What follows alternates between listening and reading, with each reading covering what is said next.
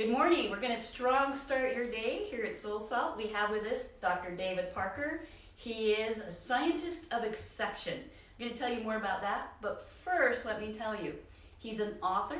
He has several scholastic books on the series The Best of Me. Is that right? The Best Me I Can Be, yes. The Best Me I Can Be, and they are great books. I've read every single one of them. He also is a senior consultant with individuals in education, in the police forces, and in our judicial system. He is a man who has a PhD in educational leadership, and because of that, he is focused on cultural transformation. Specifically, I asked David to come today because we have a lot of unrest. We have a lot of things going on in our society, in our politics, that is dividing us. And he and I believe that that's not necessary, that actually the road forward to success, mutual success, is by coming together. So we're going to ask him 4 questions today. First, what is implicit bias? How come he says that's a good thing that we have it? Next thing is, how do you not let implicit bias control you? And then one I'm really excited about, what are the benefits of diversity? Because I'm a deep believer, I've seen the research, but I want to talk to you about it. How come when we have a diverse population, people of different races, different ages, different orientations, different viewpoints, when we come together, we're stronger together than separate and in a homogenous group? So David, let's start with the first question. You ready? Oh, yes. Okay. What is implicit bias? First, good morning, and I'm so glad to be here. I'm excited to be here, and I've been looking forward to this for a long while now. I'm sorry about the topic we have to talk about. That there's a reason that people are separate, but I'm excited that we can do something about it. Implicit bias is something that everybody has. It's based upon an assumption that people make about an individual or about a group of people based on assumptions or stereotypes. And we learn these things from the time that we are small infants, and we grow up with assumptions that people make within our family, within our community, etc. And we make assumptions about people, and it changes our behavior. When it changes our behavior, then also interferes with forming strong, positive relationships with people, because we might decide something about a person, their skin color, their religion, their gender, but it could also be what zip code they live in. It could also be what school they go to. Anything subjective about each person can be subject to implicit bias. Right. The thing is, we also don't know we have it until it becomes activated.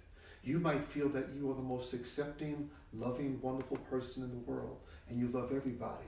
And then all of a sudden you interact with someone and you have this feeling of, I don't like this person. And it doesn't fit into how you see yourself to be. You have a discomfort about that. And at the same time, you don't know exactly what is going on with you and that person. It could be implicit bias. It really could. So can I share one that I grew up with? So if you had shown this to me, a coffee mug full of coffee, and someone sipping on it, when I was little, I would have had a negative ping against that person. If they had a coffee cup. Today, because I have rewired that, doesn't matter if they're drinking coffee, tea, water, kombucha, I'm curious about that person's taste, but I don't have that ping anymore. I mean, even just the way I was raised, if somebody has coffee in their hand, in their house, they're bad. Understood. And so, to me, I started to see that and then realized how silly that was when I grew up. That's what we're talking about, right? Yes. We all have it. We all have and it. it could be about the way somebody dresses, the way they talk, their zip code. Okay. Yes. I was sitting on a plane one time going to another part of the country to do some consulting, and a man sat down next to me. He was by the window, I was on the aisle, and I had this overwhelming discomfort the minute he sat down.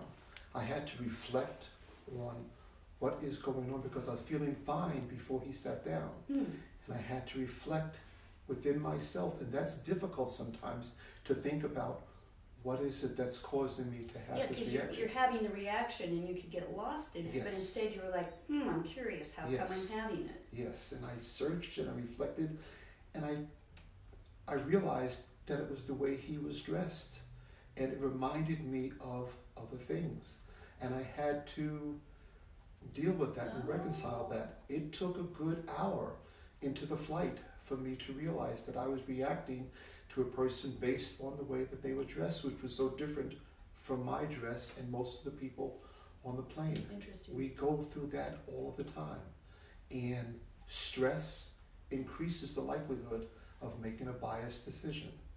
And being in new situations, being in unfamiliar situations, all of that increases stress and increases the likelihood of an implicit bias reaction. Makes sense. Well, we all have it, and you say there's nothing wrong with having it. It's probably a good thing we have it on some level, because it may teach us something. But tell us, how come we all have it and you say there's nothing wrong with that? If you have a brain, you have bias. Okay. Simple as that. So it's a good thing. Yes. It indicates you have a brain. Yes. All right. I have met many people that say, I don't have any bias. I love everybody. But if you have a brain, you have bias. Bias is a way of sorting out information. Some part of bias is linked to self-preservation and survival. In a time when we were not living in a diverse society, the tribes would not communicate, unable to communicate with each other. They didn't know the intention of a person from another tribe. Right. If they couldn't communicate, they became afraid, and in self-preservation, they would either cause the person to leave or kill them. We're in a more diverse society now, and we're more interacting with one another, so we can't make decisions about people just on their appearance or just on that, what people call that gut feeling that they have, because that gut feeling could be a biased reaction. And it could be primitive. It could come from our survival mechanism, Yes. not from our day-to-day what's happening now in 2019. Yes. So, what can we do to not let implicit bias control our behaviors? One thing is realize that it is a choice. Okay. It is an active choice that we It's have. a choice. It's a choice. We all have it. Mm-hmm. We all have the choice, and we all have implicit bias. Once we decide that, through reflection, constant reflection, we can begin to reduce our bias reactions. And we can also form something that I call a critical group of friends. And that is a group of people that can help you look into your behaviors, your actions, read things that you read and discuss it. The more we discuss the possibility that I'm looking at something in a biased way, the greater our awareness is of it, and at the same time those actions might go down. But the magic with the critical group of friends, it needs to be someone or a group of someone, it's not a large group, that is able and willing to see the faults that I have and not judge me in a way that they lose respect. So be compassionate with one another, Yes. empathic with one another, appreciative. But I'm also hearing they might call us on what I call our bullshit. Yes. And yet Yes. still love us through it. Yes. Yes. Because I think you and I are like that. We could throw the bullshit flag down on each other. Yes. We trust each other, but we Mhm. know we would talk it through and find out, well, what's really going on? Or, David, do you see this? But I still care about you. Are you noticing this? Or you would say the same to me. Correct. And if you don't, then you're violating the terms of the relationship. Of trust and respect. Yes. Yes. And the important part is to not lose the trust and respect for the other person. If it becomes something that's habitual, that's a different conversation. But because from every now and then I make a mistake and slip, it should not be the end of the world. Yeah, we give each other that room to be human. Yes. Okay, Yes. we love each other through it. So, the benefits of drawing upon diversity. Is that true? Is that real stuff, David? I love this smile that he gets on me when he's about to give us wisdom that's backed by research. I wrestle with the comment of diversity. Diversity has become a synonym for checking boxes. Yeah. I need to have one of this, two of these, Three one of of that. that, etc. One has to have spots. Yes. The other needs to walk backwards. Yes, and one has to have some gray in their hair. Well, And we've got that right here. yes, and two have to be left-handed. And then they feel they have diversity. Diversity without inclusion Mm-hmm.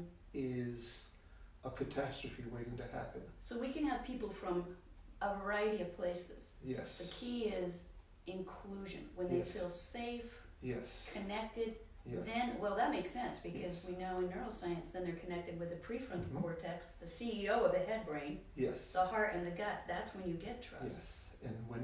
And when all of those things are working in harmony, and it's intentional, Mm-hmm. and you intentionally create a culture at your school or your workplace, in the line in the supermarket, where everyone is included, and there are intentional steps to make each environment inclusive, Mm-hmm. then diversity is a wonderful thing, because people feel free to share their thoughts, people feel free to inspire someone else. We look at different things, we look at the same thing differently because we have different experiences. And that's the beauty of diversity with inclusion. Mm-hmm. When there's diversity with inclusion, I feel comfortable to give my opinion. You feel comfortable to express your opinion about the same Because we're topic. safe. Yes. And And it's then going it- to be heard and accepted. And then we expand one another's ability. Yes, yes. Okay, so we've probably just started to scratch the surface of what you can learn from Dr. David Parker. Let's tell people how, I know they can follow you on LinkedIn. Yes, I know you're on Instagram. yes, You tweet a lot. yes. You have a website, Mhm. and the website is, DavidParkerConsulting.com. okay, DavidParkerConsulting.com. I could say it this morning. And we've given you some access to some of David's articles. But I would say if something that he said is interesting to you, bring him into your office space, bring him into your life by reading his works, follow him. He has some wise words to talk about and some talking points to share about today's social scene. David, anything else you want to tell the audience before we sign off this morning? If you have a brain, you have bias. Have a great day. Thank you.